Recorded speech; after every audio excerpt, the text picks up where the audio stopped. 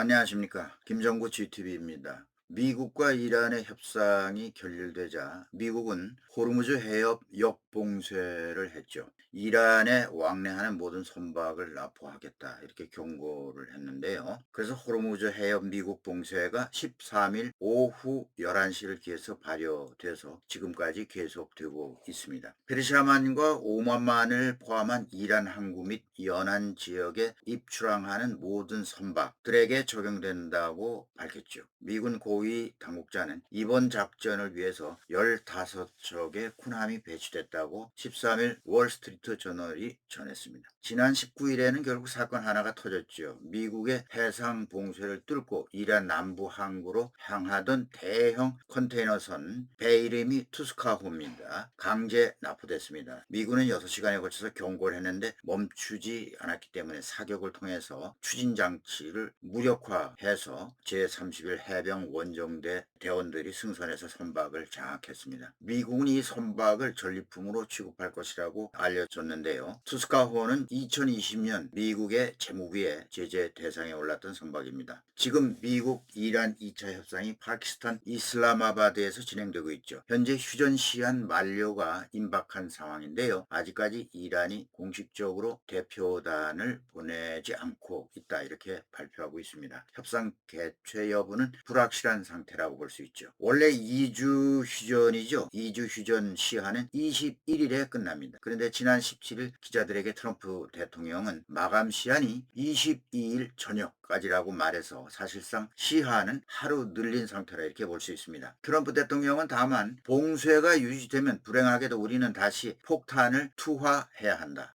이런 말을 했습니다. 다시 말해서 협상이 결렬될 경우 다시 군사작전에 나서겠다는 그런 얘기가 되겠습니다. 그런데 이번 방송에서는요, 2차 협상을 하면서 또 다른 핵심 쟁점인 호르무즈 해협 통제를 두고 미국이 통행료 수익을 나누자는 제안을 했다는 사실이 알려지고 있습니다. 이번 방송은 이 부분을 중점적으로 짚어보는 시간을 갖겠습니다. 트럼프 대통령은요, 이란이랑 같이 호르무즈 통행료를 받는 것도 가능하다 이런 말을 했습니다. 말하자면 트럼프 대통령은 합작 사업, 조인트 벤처 이런 것을 언급한 것이죠. 물론 이란은 이를 거부한 것으로 보입니다. 이란 협상단 일원이었던 마부드 나바비안이라는 국회의원이 있는데요. 이 사람이 전날 소셜미디어에 X에다가 미국은 호르무즈 해협에서 나오는 통행료의 이익에서 공동의 몫을 갖기를 요구한다. 이렇게 말하면서요. 그래서 이란 협상팀 전사들은 국가의 이익을 뻔히 지켜냈다. 이렇게 말했습니다. 거부했다는 말이죠. 그런데 사실 트럼프 대통령의 발언은 모든 사람들에게 큰 충격을 주기에 충분합니다. 왜냐하면 미국이라는 나라가 이란의 호르무즈 해협 통행료 부과를 인정한다는 것을 넘어서 이란과 함께 참여할 가능성이 제기된 것이죠. 소문을 들은 사람도 놀랬지만 특히 걸프 국가들과 튀르키예 등 중재 국가들은 우려를 표시했습니다. 깜짝 놀랐을 겁니다. 어제까지 트럼프 대통령 자신이 자연해협은 국제법상 모든 선박이 자유롭게 통행하게 되어 있다 이렇게 선언을 해왔고요. 이란의 이런 통행료 징수 행위는 일종의 갈취 행위에 해당한다 이렇게 말했었는데 이게 무슨 망발인가. 트럼프를 욕하는 사람이 많아지고 있는 것이 사실입니다. 네. 그런데 하루 이틀 사이에 상황은 급변했습니다. 트럼프 대통령이 다시 이란은 통행료를 받지 마라. 지금 당장 중단해라. 이런 입장을 바꾸어 공개적으로 공개를 했습니다. 그럼 미국이 혼자 통행료를 받겠다는 것인가? 네, 여러분. 여기에 대해서는 이제 분명치 않습니다. 네, 정책이 뭔지 아직 미국으로서도 확정된 것이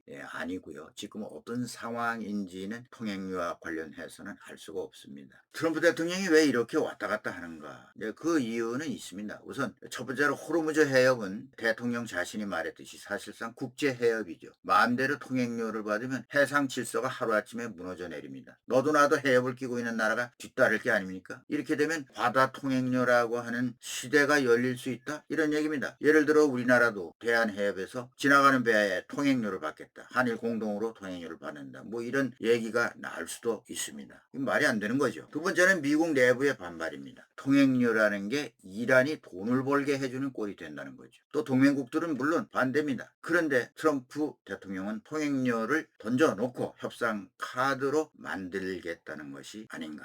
이것이 세 번째 이유입니다. 일부러 극단적이고 가능해 보이지 않는 그런 조건이나 안을 던져놓고 나중에 조건 협상을 하는 것이죠. 이것이 바로 트럼프 대통령 스타일의 협상 특징이다. 이렇게 전문가들은 말하고 있습니다. 지금 기준으로는 이렇게 볼 수 있죠. 이란 단독으로 통행료는 미국이 제동을 걸고 있고요. 공동 통행료 운영도 실행할 수 없고 협상 중이고 불확실한 이런 상태다. 이렇게 보면은 될 것 같습니다. 게다가 선박도 하루에 15척 수준까지 제한한다. 뭐 이렇게 알려졌는데요. 이거 하나는 분명한 것으로 보여요. 트럼프 대통령이 던진 사업 아이디어 이건 분명히 있었습니다. 그렇지만 현실적으로 굳어지기 전에 논리상 또는 현실에서 바로 충돌 또는 갈등이 생기고 있다는 얘기죠. 아직 결론은 없는 그런 상태입니다. 통행료 운영보다 진짜 핵심은 유가 상승인데요. 호르무즈 해협은 여러분들이 아다시피 전 세계 원유의 20%가 지나가는 해협입니다. 여기에 통행료를 붙인다? 그러면 유가는 어떻게 됩니까? 유가 급등은 물론이지만 여기에 여파로서 인플레이션 상승, 또 미국 내부에서도 타격을 안 받을 수가 없습니다. 혼자 잘 살 수 없습니다. 글로벌 사회에서. 트럼프 대통령이 이런 것도 감수한다면 모르지만 이렇게 막무가내로 밀어붙이진 않을 것으로 보인다. 이렇게 생각합니다. 그런데 트럼프 대통령은 과거에도 이런 말을 했죠. 중동에 개입하면 보상을 속여받겠다. 이렇게 말했습니다. 또 미국이 손해보는 개입은 싫다. 아메리칸 퍼스트니까. 이런 발언에서 여러 번 그런 뜻을 비추기도 했죠.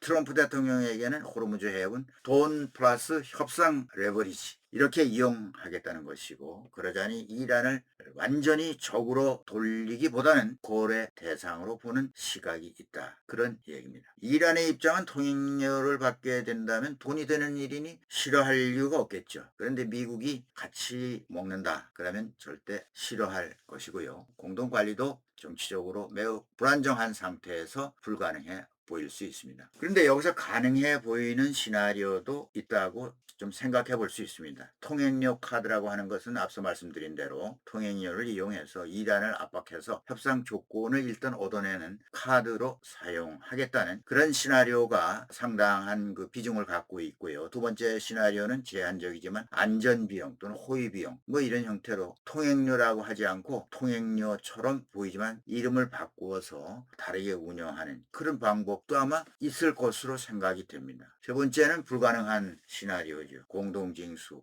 이거 가능하지만 앞서 말한 대로 국제사회가 이건 허용을 안 할 겁니다. 그리고 기름시장에 충격이 오기 때문에 이 잘못하면 세계 시장의 경제 혼란을 초래할 가능성이 있기 때문에 이건 불가능한 일이라고 볼 수 있습니다. 근데 다만 트럼프 대통령은 확실히 군사적인 문제를 해결하면서 거기에다가 덧붙여서 경제적 이익을 추구하는 연결하는 그런 사고를 가지고 있다는 것은 틀림없습니다. 다만 그걸 직접적인 통행료로 구현하기보다는 그것은 너무 리스크가 크니까 슬쩍 다른 방법으로 할 수 있다. 그런 얘기인데요. 트럼프 대통령으로서는 내심 통행료를 받고 싶어 하지 않을까 이렇게 생각이 됩니다. 그렇지만 결론적으로 한마디로 말하면 통행료는 실제 목적이라기 보기보다는 협상용 미끼, 베이트일 가능성이 더 크다. 이렇게 말할 수 있습니다. 여러분은 어떻게 생각하시는지요? 댓글 많이 달아주시기 바랍니다. 오늘 여기까지 하겠습니다.